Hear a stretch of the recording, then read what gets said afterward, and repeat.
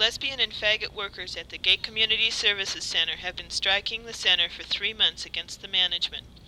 Some of the issues are lack of worker control, alleged mismanagement of funds, and sexist, classist, and racist attitudes on the part of the gay male management.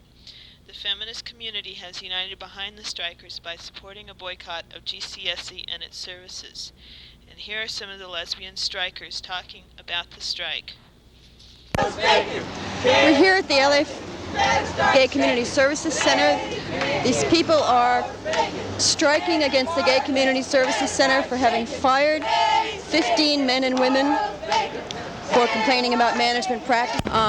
When a number of the women's programs were funded by government sources, it necessitated the hiring of a lot of women. So the character of the workers not only changed in terms of a lot more women than men, but also the volunteer nature of the center changed. There were salaried people working at the center.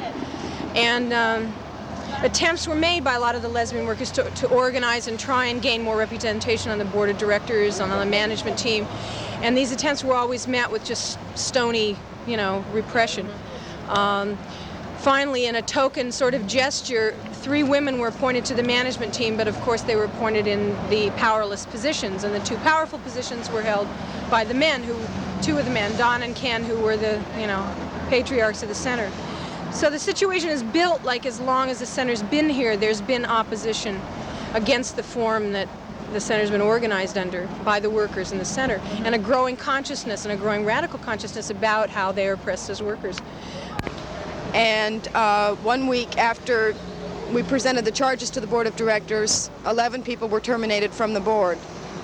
From there, we went to a process of trying to unionize to protect the workers inside with AFSCME, local chapter of AFSCME. 4 people that were still on payroll were the union organizers, and within a short period of time, those 4 people also were fired.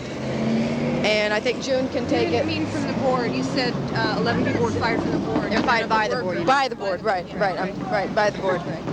And I think June can explain the legal struggle a little bit that we've been going through.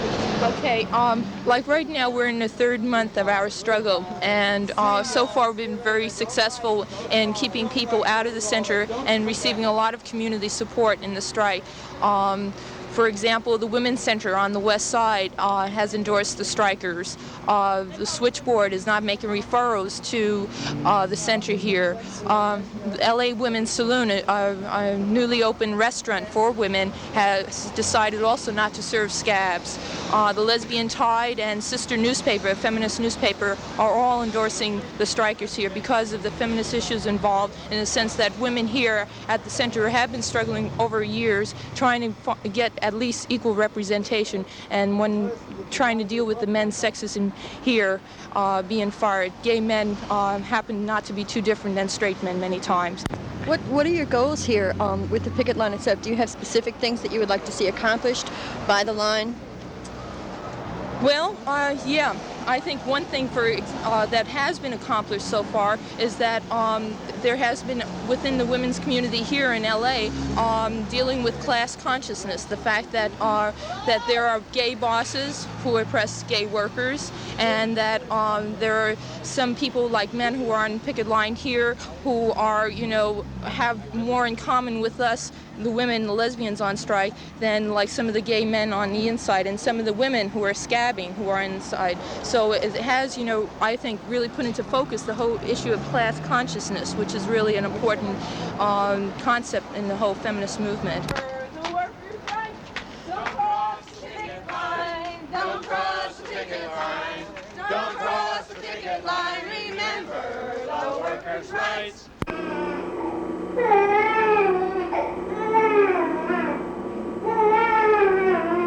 Yvonne Ranro is a 31-year-old Indian woman from Spokane, Washington.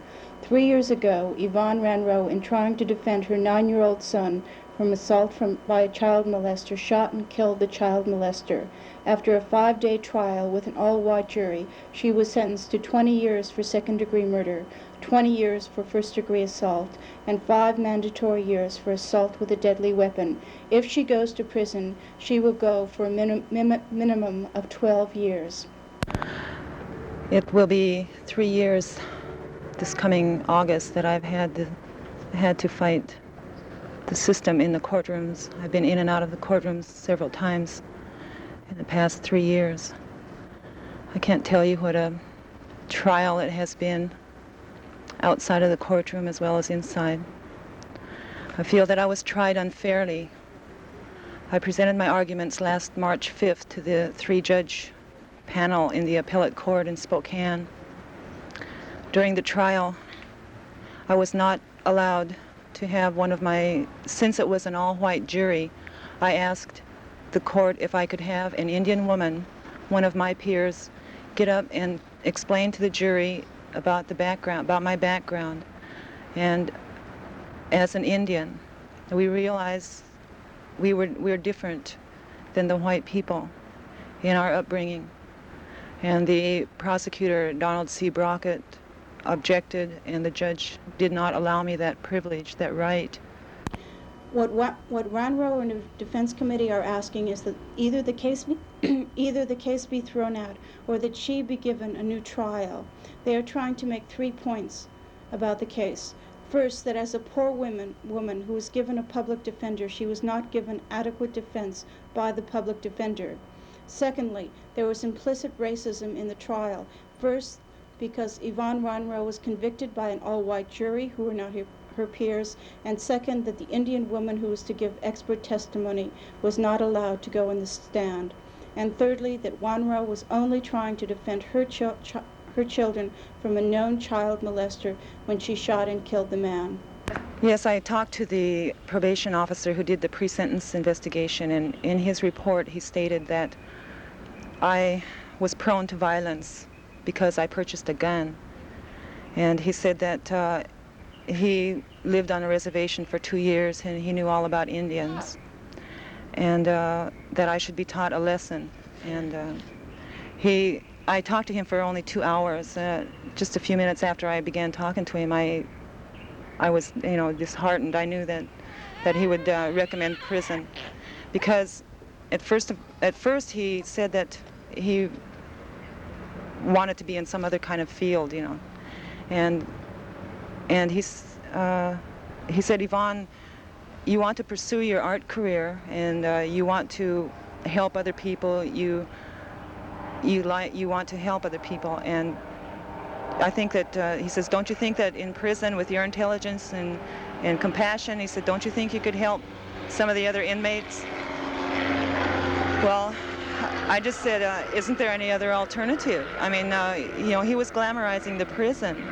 He said it's not like a prison at all. It's just like a college. And what'll happen to your 3 kids when you're in prison, helping all these people in prison too? It seems sort of absurd. Yeah, you can't take your children to prison, and this whole thing was brought about because of the need that I have to protect my children and the love I have for them. To me, I don't know what justice means to you, but to me it just doesn't seem like it applies to me or any of my people. I'm asking for letters to the governor of the state of Washington. It's Governor Daniel J. Evans in Olympia, Washington, in support of me. This case, I feel, it could happen to any one of you. It could happen to any person. And I feel that the children are involved in motherhood, people of all races. I think that the police should have acted. They should have taken this man off the street.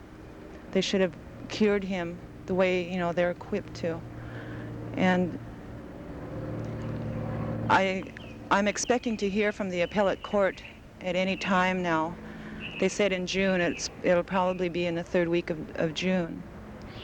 But regardless of that decision, I'd like to have these petitions that I have passed around, ask everybody across the country to sign them and mail them to me, and I will document them and personally bring them to the governor myself. Maybe give your address. Maybe give your address at this point. Yes, I can be contacted at 2517 West Broadway in Spokane. The zip code is 99201. Or I can be contacted by phone, area code 509-326-6152.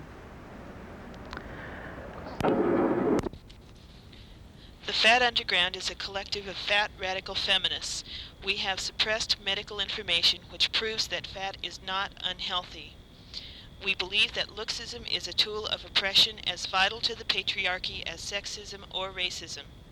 This demonstration at KNBC was against a program that gave inaccurate information about fat and health and implied that fat was not okay. Stop dieting, start living. Stop dieting, start living. Stop dieting, start living. Stop dieting, start living. Stop dieting, start living. Stop dieting, start living. Stop dieting, start living. Stop dieting, start living.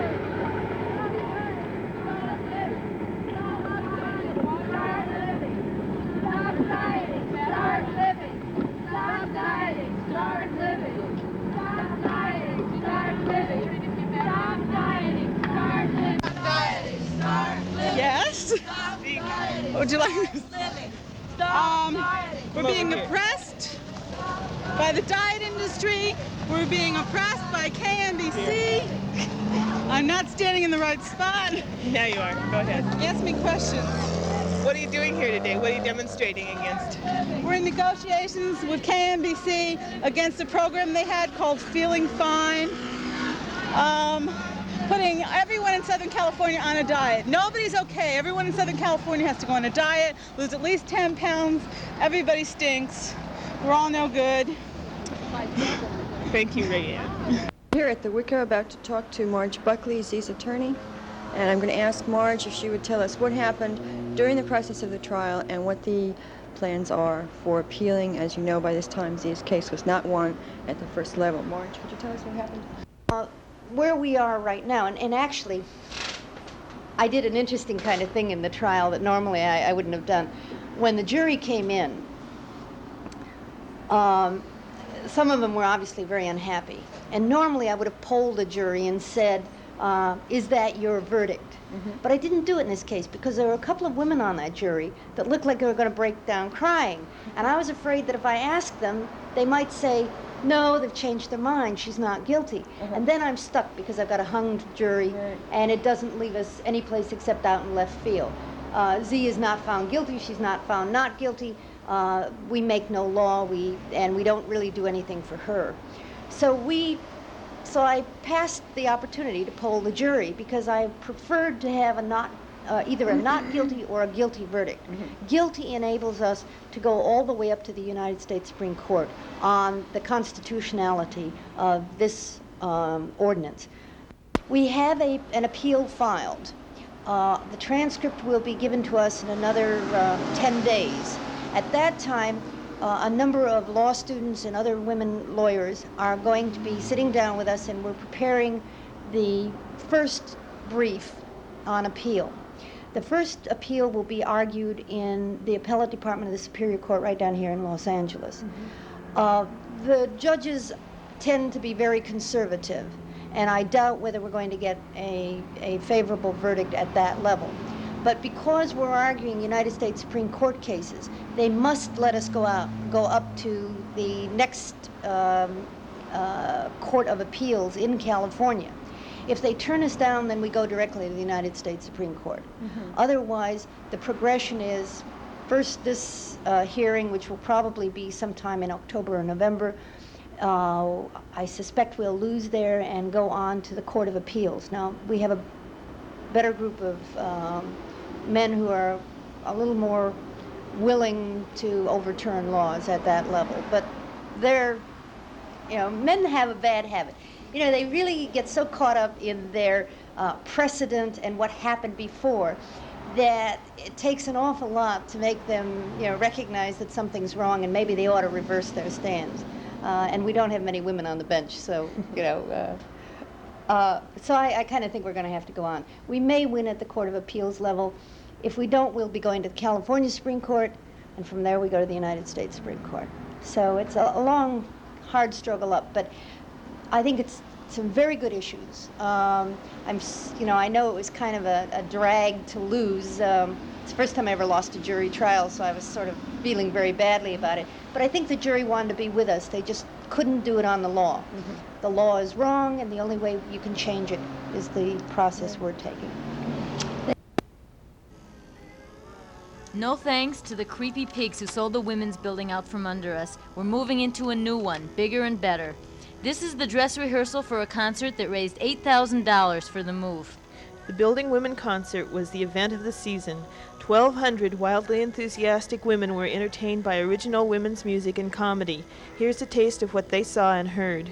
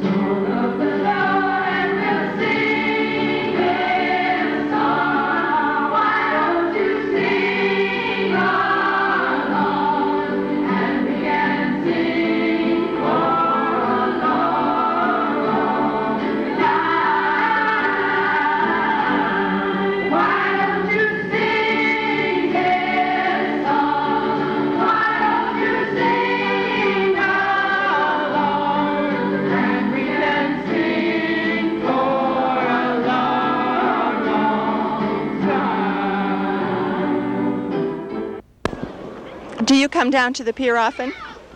Well, whenever we can, yes. I just love it. Do you live in Santa Monica? No, in L.A. No, we live in Los Angeles. We live in Los Angeles. You come all the way to Santa Monica to come to the pier? On the bus. How often do you come here? Oh, and about 4 months now that we were here the last time. Do you come down to spend the day? Yes, we're going to Sambo's to eat. We're going to have a dinner here. We come down to eat. We're going to have something to eat. What do you do in Los Angeles? We're on past managers. We're on retirement. Oh, that's wonderful. So you come down to have a nice day at the pier in Santa Monica? That's right, whenever we can. That's great. How long does it take on the bus? 1 hour and 15 minutes each way. Would you like to tell us what you think of women's liberation? Well, honey, I'm just like this. Everybody has their heart's desire, their wishes, and what. I don't know a whole lot about it, but I presume there's a lot in it. So I'll just say God bless you in your efforts. Thank you. Would you like to say anything about women's liberation? Well, regarding it. I've heard a lot of it on TV about women's liberation. I think it's perfectly okay. Women should have her rights to speak, I think. Thank you very much. You're It's welcome. nice talking with you. I worked here 13 years, and I make change for the customer, and I love it. I like people, and I live alone, so it's good for me. That's mostly what you like about it, is the people? Oh, yeah. I like people. I like to be around people, because like I say, I'm alone at home, and it's good for me, and I like the beach to look out like that. So, it's interesting work. What do you think of women's liberation? No comment.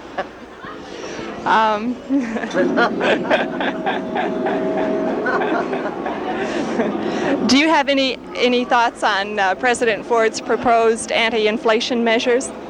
No, I haven't thought much about that either. To tell you the truth. Is this the kind of work you've done? What now? Oh, no. I've done different type. Waitress, cashiers, hostess. But as I got older, I enjoy this. It's not too hard to work. You know, it's like a waitress. I couldn't do it anymore. It's too hard. I better get back. Okay. Well, thank you very much for talking with us. Bye. Update on Yvonne Wainwright. The appeals court has ruled on the case but refuses to make their decision public right now. Due to harassment, she has a new phone number, 509-722-3903. Yvonne, how can concerned women, concerned groups, concerned organizations, other than those who may already be familiar with your case, how can they best help you now? Oh, I hate to say this, but it's money. I need money to help build my case, to help get publicity, get attention on this case, on my need for support. It takes money to even write things like this, this paper. It takes money to get the petitions printed. I would like to ask anyone who can, I know that money is pretty tight nowadays, but anyone who has any extra, even $1 or $2, to donate to the fund, I'd be most grateful. Hi, I'm Uncle Sam here in downtown Downey where the freeways meet in Southern California. Now, if you are looking for the greatest find, the latest models, new or used, we've got them right here. And when you see these honeys, you won't be able to wait to get your hands on them. Not only that, we got all size shapes, colors, Ford, domestic, new and used, just waiting for you to bring them on in. Now our first model here is that old standby, the wife. She is still the terrific bargain she's always been. She's self-cleaning, comes equipped with an automatic heater for those cold nights, and best of all, your kids are gonna love her. They can't play with her, scream at her, make any kind of mess, and she will still be in perfect working condition for you when you get home at night. And fellas, she ain't gonna cost you a cent, of course. For a nominal fee, you can get our super deluxe model, which actually goes and works on a job outside the home. Terrific. In either case, you're gonna be the envy of your neighborhood. Why, just take a look at her assets. Woo. And for you businessmen out there, you will be pleased to know she is a terrific little consumer, which is so important now that it's so hard to palm off her overpriced goods on our friends overseas.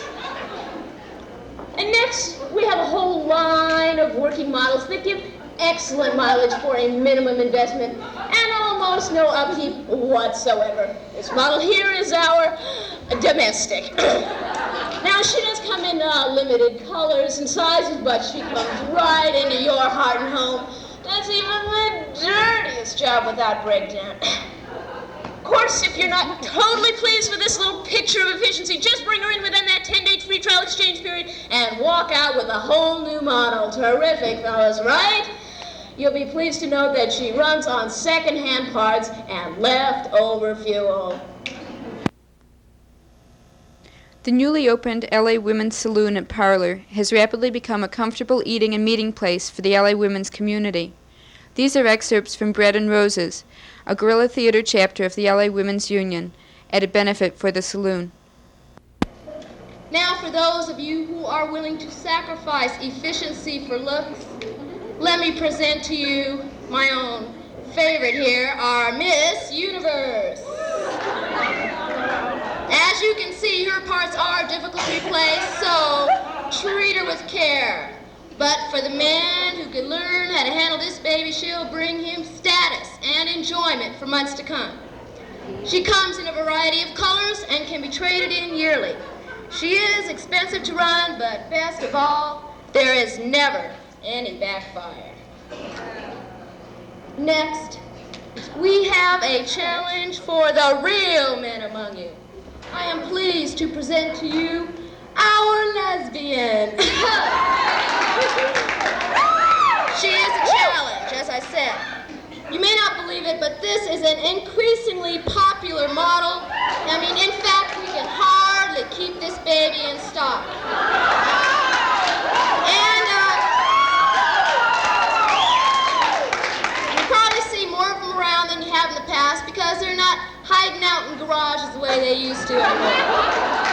It's true, this once classic, quiet running baby is fast becoming one of the nation's most talked about new looks.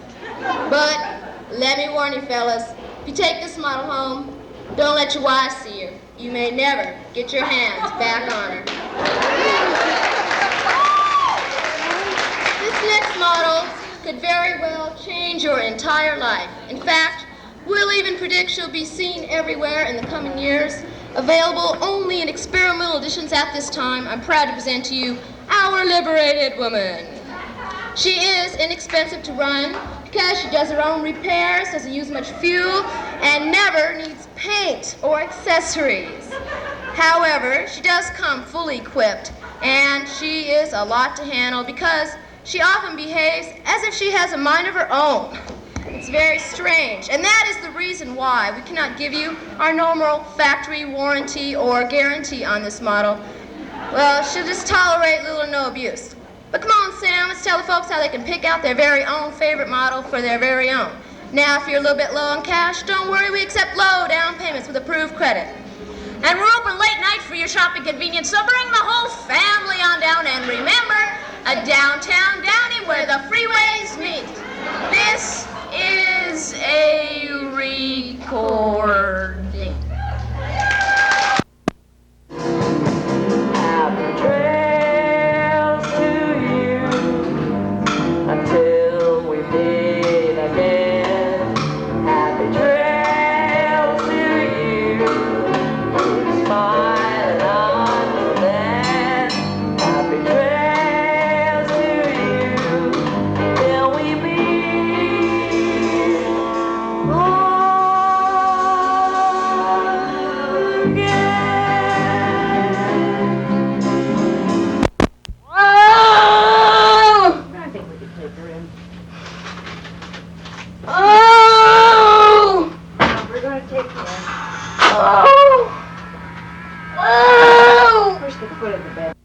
Shall we go on to New York then?